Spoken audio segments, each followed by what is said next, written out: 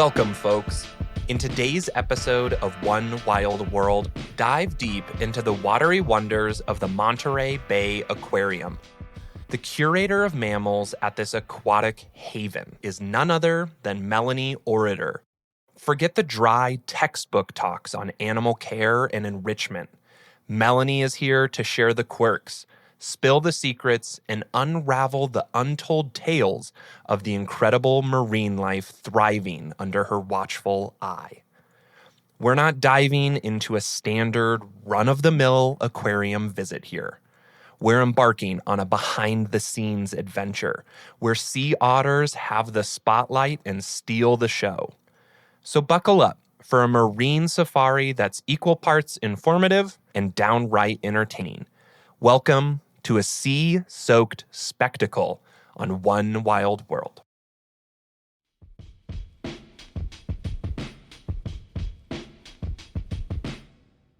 Melanie, welcome, and thanks for being on the show today. Well, hello, Matthew. I am so excited to be here with you and talking about our animals here at the Monterey Bay Aquarium. I was telling you this a little bit before, but this was something that our listeners really wanted to hear more about after our first season. So to start out, let's dissect that title of yours a little bit. What does it mean to be a curator of animals? Great question and a really good place to start. One thing I love about my job is that I wear many hats. One day I might be out there working alongside our animal care team, helping to care for our sea otters. And another day I might be in meetings and behind the scenes. And sometimes I am trying to troubleshoot our exhibit and a leaky window. Sometimes I'm cutting clam in the kitchen for our sea otters. Sometimes I'm diving in our exhibits. And so the title of curator, I think you wear many hats. And I guess the main function of my role is to make sure our mammal population is well cared for. So I oversee the care of the animals, the space they live in, the diets that they need, their medical care, and basically ensure that they have all of the things that they need, make sure our staff is properly trained, our exhibit is taken care of. And I get to interact with people all around the aquarium, from our dive staff to our guest experience staff. And I get to meet a lot of cool people that come to visit our aquarium as well. That does sound like a lot of hats to wear. It sounds like a very important position.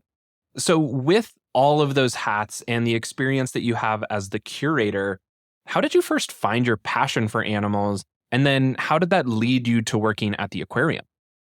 My passion for animals started at a really young age, and just with your not so exotic dogs and cats. I grew up with dogs and cats, and we had kittens every summer, and that love just spurred into my college education, which I have a background in biology, and I had a real interest in working with animals. And there are a lot of different ways you can work with animals. I thought about veterinary medicine and taking different routes, and I ended up getting an internship working with marine mammals, and that internship entailed getting up really early, scrubbing buckets, sorting through hundreds of pounds of frozen fish for our animals.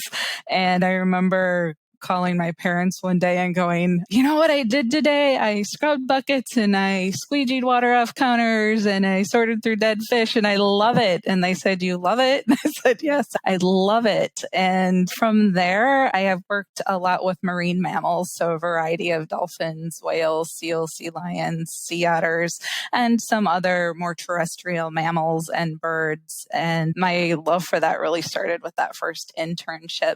That's how I got my foot in the door, so to speak, and just sought out different opportunities after that.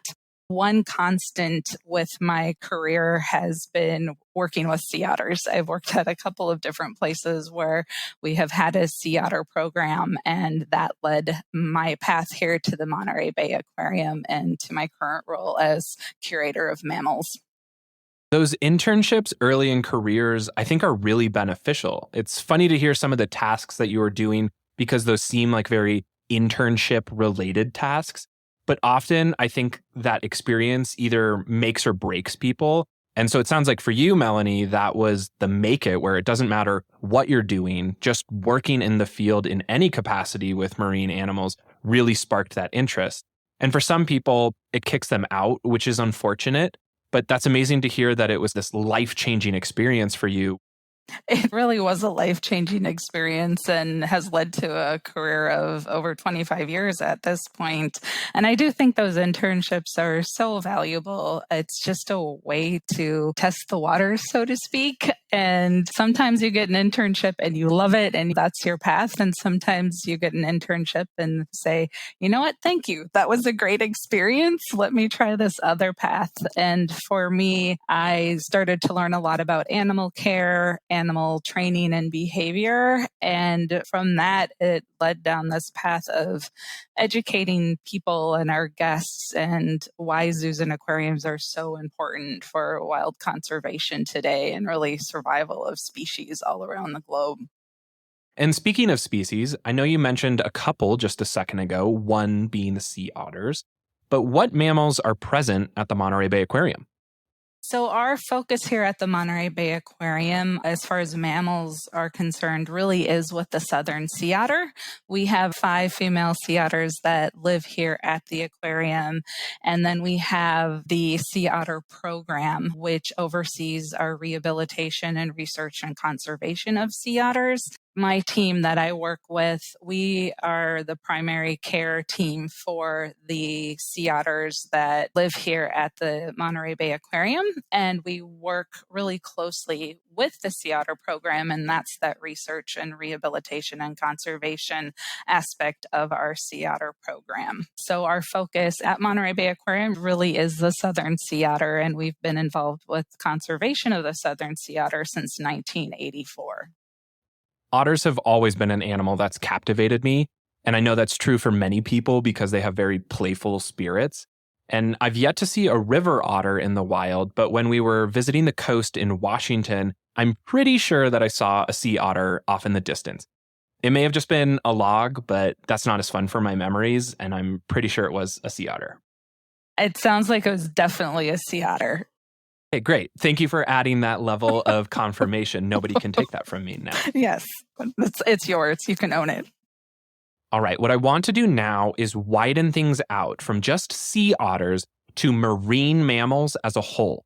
What kind of roles do marine mammals play in the ecosystems that they live in? They are a really important part of their ecosystem, and sea otters are a great example of how that works. They are considered a keystone species, and what that means is that without sea otters in that environment, the environment just doesn't do as well. The sea otters were, in the early 1900s, almost extirpated from the coast of California, meaning their population, because of the fur trade, dwindled down to what we think was about 50 animals. And that was a population that started at about 150,000 to 300,000 animals. And research shows that we had about 50 animals that were observed in the early 1900s off the coast of California. And our population today is about 3,000 animals, and that really stemmed from those 50 animals. But what we saw when sea otters were absent was that the kelp forest disappeared. And the reason for that is one of sea otters' favorite snacks are sea urchins. And without sea otters in that environment, in that ecosystem, the urchins just grew and grew and grew. They eat kelp forests, so they would eat the kelp at the base. The kelp forest disappeared and created what were called urchin barrens. And literally, the kelp forest is gone. There's urchins everywhere. And that's because of the absence of sea otters. Now, why is it important that we have kelp off the coast? It provides essential habitat for all sorts of marine animals, from sharks to fish to invertebrates. It protects the sea otters themselves and makes them more successful. And it also helps us out. Kelp actually produces most of the oxygen in our environment. So people are really dependent on kelp forests as well. And so without an animal like the sea otter, you're going to have problems in the balance of that ecosystem. And that's why they're considered a keystone species. That really reminds me of this story from the author Aldo Leopold. He has this piece of work called Thinking Like a Mountain, and it wasn't so much in relation to sea otters as it is to wolves and predators also being keystone species and being able to keep an environment alive. The idea of the writing was basically that if you remove wolves, it might seem like a good idea because you don't have these predators around, but the wolves keep the deer populations in check. And without the predators, those deer populations really start to expand, which means that they're eating all of the vegetation on the mountain. So suddenly, now the mountain's less green and there's less plant and vegetation life. And because of that, the deer are now trampling and creating trails all over the place. So it has this top-down effect. And I think it really shows that humans, when we think about the natural world, we like to think that we have a pretty good understanding of it, but it's a lot more interconnected than I think we realize. I think that is another great example of exactly what a keystone species is and how out of balance things get when one thing is removed from that system. It's really is about balance. And there's a reason for almost everything in an ecosystem, whether it's a small invertebrate, a plant, a large marine mammal, a wolf. And it's a good reason we protect our environments and our ocean health. You just described that the sea otter population at one point was as low as 50 individuals, and that a lot of research and conservation efforts went into rebounding that population. Can you tell us more about some of the research and conservation that's done at the aquarium?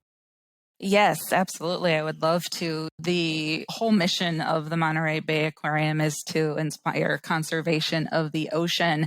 And a big part of zoos and aquariums is conservation and research. We have a research oversight committee here at the aquarium and are involved in a lot of different research and conservation initiatives, whether it's white sharks or shorebirds or green sea turtles or tuna, and of course, sea otters. And I think the sea otter program is probably the conservation initiative that I am most familiar with.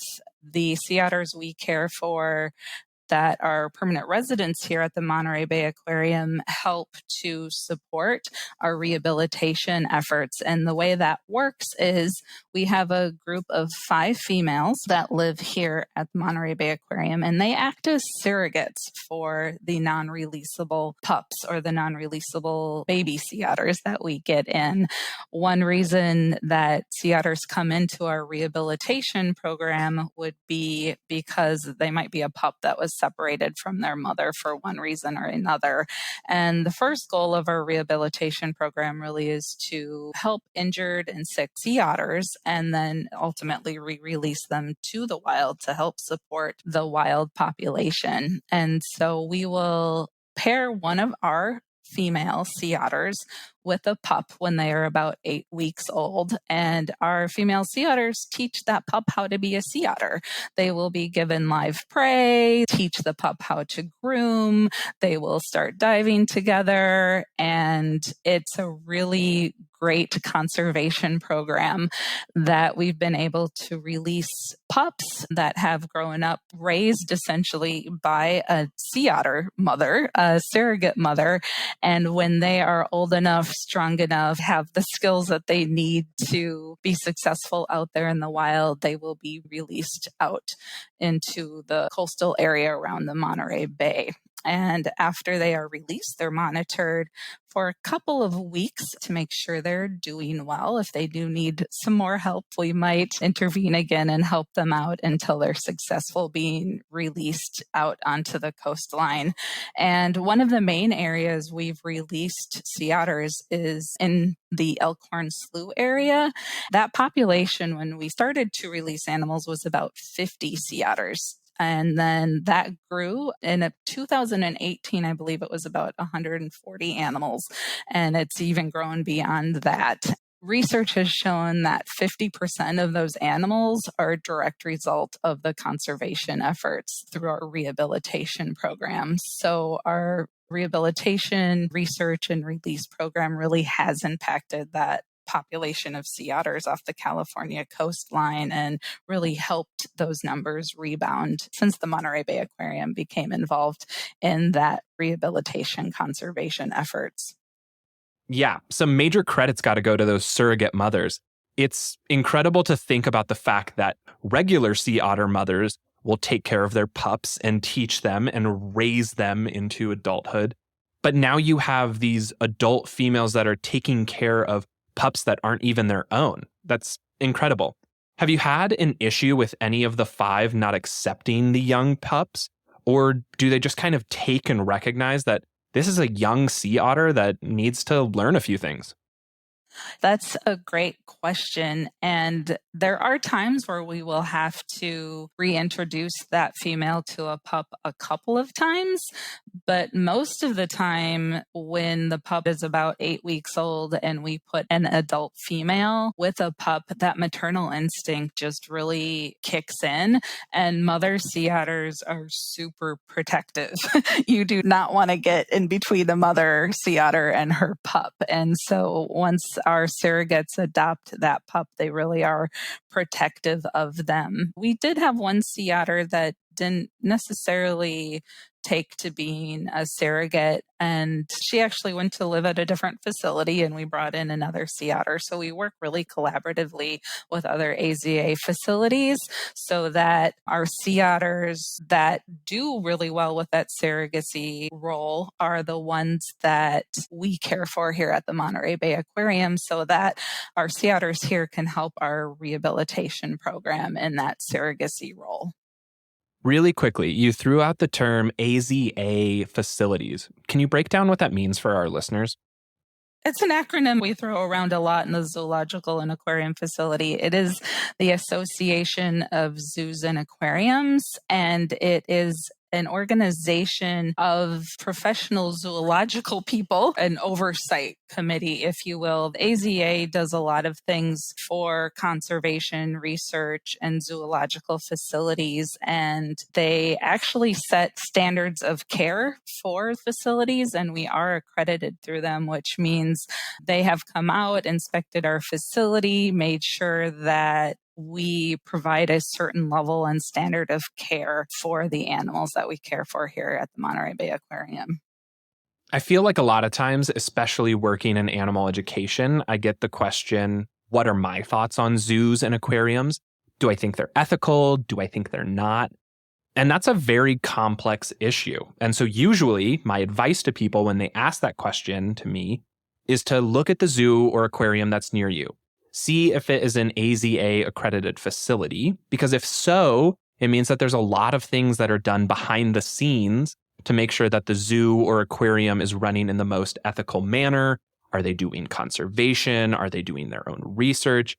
And they're giving back, and they're not just trying to put animals on display for money and things like that. So I think it goes a long way, and it's a great first step to check out, okay, is this facility AZA accredited?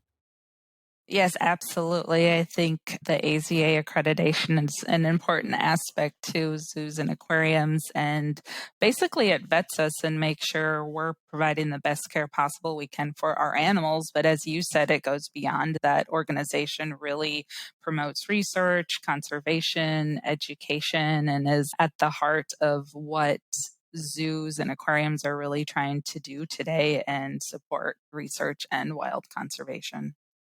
Okay, so then let me ask you this. At the Monterey Bay Aquarium, what all does the aquarium need to consider when it's taking care of these sea otters? That is a great question. And there's lots of different aspects to animal care. And one of those is the environment. With any of our animals here, we need to make sure that they have a great space to live that meets all of their biological needs. So for the sea otters, we have a habitat that's about 16 feet deep, and they love to dive. And the water that's in that habitat is about 55 degrees. It comes in directly from the Monterey Bay itself. And so the environment environment is an important aspect of the animal care. Beyond that is the social needs of the animals. Sea otters are found in groups called rafts. And so we want to make sure that with sea otters, they do have companions. They are not necessarily solitary animals, and you'll often find them in groups. So social components are important when considering caring for marine mammals. Nutrition, of course, is super important. Sea otters eat a lot of food. They can eat up to 25% of their body weight each day. And so we spend a lot of time preparing food and feeding the sea otters and making sure they get all of their nutritional needs met. And veterinary care is hugely important. We do have a full-time veterinarian and an animal health care team here on site that cares for our sea otters, for our fish, for our invertebrates, for our birds. And so our animals here at the Monterey Bay Aquarium have really good health care because we have a fantastic veterinary team. Another component that I like to think about in caring for animals is that we do a lot of training and enrichment with the animals. What that entails is we do a lot of training, and one focus of the training with our sea otters is so that we can take better care of them. We interact with them and teach them behaviors such as crawl onto a scale voluntarily, and we weigh them every week. We will ask them to come up out of the water so we can touch their backs, make sure they don't have any new scrapes or scratches. We have even taught our otters to open their mouths so we can look inside their mouths and make sure their teeth are nice and healthy. And most of our otters even allow us to do eye drops, where we will put eye drops into their eyes voluntarily. It takes a lot of trust for sure. If you've had the opportunity to watch a sea otter, they can be pretty rambunctious. Sea otters don't ever really sit still unless they're sleeping. So it takes a lot of trust and some time to train a behavior like that. But if we ever needed to give them medication, eye drops for treating anything, they do that voluntarily, and it's a lot less stressful for the animal. Another component with that is the enrichment, as I talked about, and that's providing different activities for them to do, if you will. We will give them ice blocks with their shellfish frozen in them. We'll give them a variety of toys and different changes to their environment that hopefully stimulate them in a positive way. Yeah. And I think personally that enrichment component is so interesting. Melanie, you must have read my mind because that's exactly what I wanted to talk about next. I think what zoos and aquariums are able to do with enrichment and getting the animals to, like you said, voluntarily get up on scales or have eye drops put in is incredible, because you have to remember it's not the same as a cat or a dog. I can train my dog to do certain things. Training my cat is a little bit harder of a challenge. And so training wild animals, even though they're still in captivity, presents a whole other challenge and makes it very vital to the care of these animals to have it be voluntary so that the stress levels aren't as high. Can you walk us through how you would start the process of trying to teach a new behavior, whether that's getting them up on a scale or having eye drops put in, for example? Yes, absolutely. One of the most important aspects of training is building a relationship of trust with them. The animal care team that works with the sea otters were able to enter their enclosure. We've reinforced really calm behavior when we're out there so that we can safely work with them. When you watch our animal care team work with the sea otters, it looks very calm, but keep in mind, we've spent a lot of time encouraging that calm behavior. I would never, ever, ever approach a sea otter in the wild. That's not the same response that you're going to get. So we spend a lot of time building a relationship with them, going out, delivering their food so they learn that good things come from us.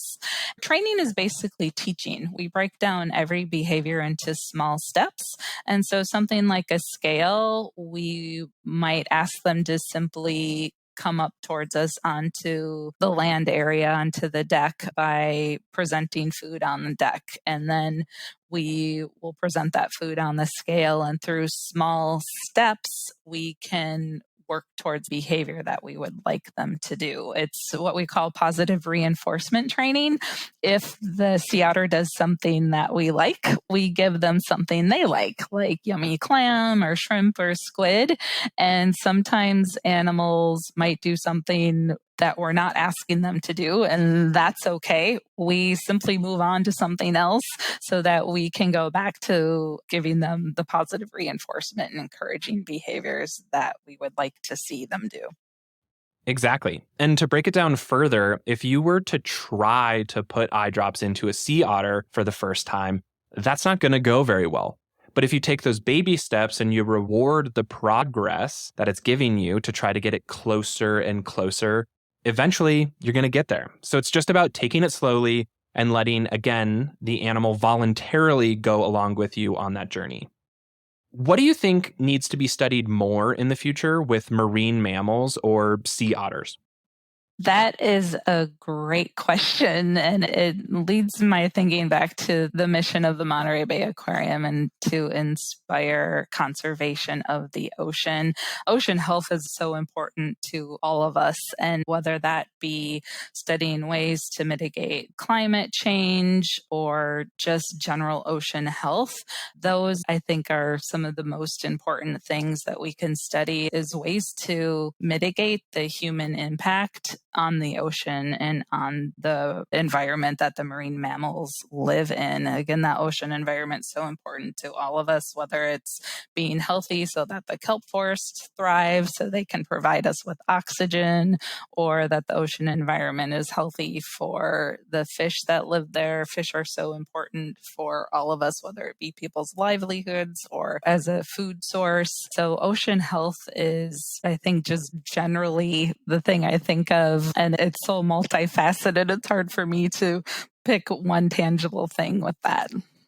You said that animal care is incredibly important, but also protecting the ecosystems and the areas where animals live is incredibly important.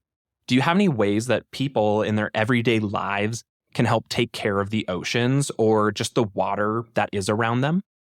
Yes, absolutely. And I think it just comes down to some really simple things like plastic in the ocean is one of the most detrimental things. And if we can avoid using single-use plastic like water bottles or bags or straws, just those simple things, changing your choices and not using those single-use plastics can make a huge impact. If we all did that, it would be very impactful on that ocean environment.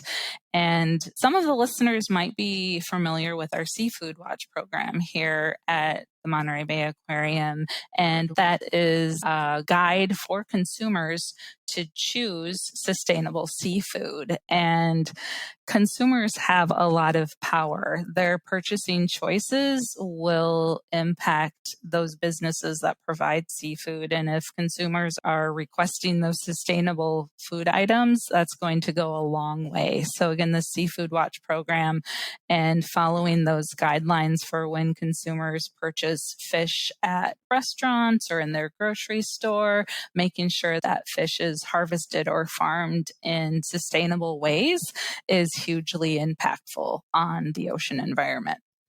Yeah, I know, for example, when I go to the store, occasionally I'll buy tuna, and it's really important to pay attention to the labels that are on the tuna cans because there's a lot of different terms that are thrown around on those.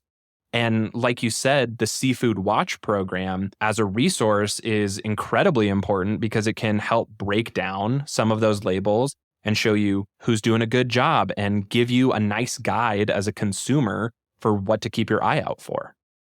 Absolutely. I think Seafood Watch is a really user-friendly tour. And if you log on to our website at montereybayaquarium.org, you can find our Seafood Watch link and you can look at those choices, whether they're better or good alternatives or best choices, and that's updated regularly. We have a team of folks that work on keeping that updated as things change. It's a great tool when you're out there purchasing seafood. Yeah, I have it pulled up right now and I'm looking at it, and it's really nice. It breaks things down into 4 categories of the best choice, certified, a good alternative, and then avoid. So I think that's very user-friendly if you're in the store, kind of just looking through that. What kind of advice would you give to people who are curious about working with animals or wildlife or even just getting into the field? It seems a little daunting, I think, when you're trying to first venture into the animal care field or the rehabilitation field or even research and conservation. I think just doing a little research. Most of us have local aquariums or zoos or wildlife conservation centers or rehabilitation centers that might welcome volunteers or interns, whether that's hands-on with animal care or even being a docent. But a little research into local organizations that provide care for animals in different capacities is a great way to start. Many of the professionals I work with today got their start doing just that, volunteering or interning and becoming involved, kind of boots on the ground level with different local organizations. And again, a lot of organizations really need volunteer help and survive greatly through volunteer help. And that is a great place to start, just doing a little research to see what organizations are out there locally, what might be interesting to you, and then reaching out to them if they do have those volunteer internship programs. Yeah, and it seems like most of the time, volunteer opportunities are offered year round. There might be times or seasons where more volunteer opportunities or internships are offered, but just keeping your ears out and doing that research is a great way to start and get involved. How about what are some of the best ways that people can support Monterey Bay Aquarium? Oh, there's so many ways that we welcome people's support. If you are here in Monterey, California, we welcome you to come on out and visit us. We are open every day of the year except Christmas. So if you're local, come on out and visit us. So your admission to the Monterey Bay Aquarium really helps keep us afloat. There is an opportunity to donate online as well. And if you're not local or cannot donate, just simply logging into our website, seeing all of the great conservation and research efforts that we do around the globe. Really, there's a lot of great resources on our website, and simply watching our webcams, liking us on Facebook, sharing our Instagram and Facebook posts, all of those things can really help spread education and conservation messaging that we are trying to share with people, whether they're here guests on site or logging into our website or watching our webcams. Really, our goal is to inspire people to make change for ocean conservation. And if that's simply reading an article online that might impact people's behavior in some way and to care more about our ocean environment, all of that is really impactful for our mission. Wonderful. Again, the website is incredible. It's got plenty of information. That's a great way to find the Seafood Watch program. And then you mentioned it briefly, but there's a live cam of sea otters. And we talked about that for a majority of this podcast. And so that's a way people can check in. And even if you can't visit the Monterey Bay Aquarium, you can still see the sea otters online. And I know that sometimes you can also see the trainers in there doing some of the enrichment we talked about or helping to do those evaluations of the animals. So the website is a wonderful resource. Melanie, thank you so much for being on the podcast today. I really appreciate it. It was a pleasure to talk with you today, Matthew, and share a little bit about what we do here at the Monterey Bay Aquarium. Thank you so much for spending your time with us.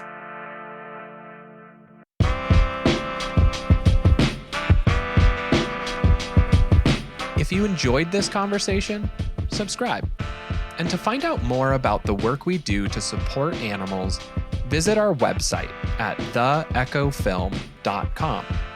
Follow us on Instagram at theechoanimals, and follow our TikTok at creature.feature.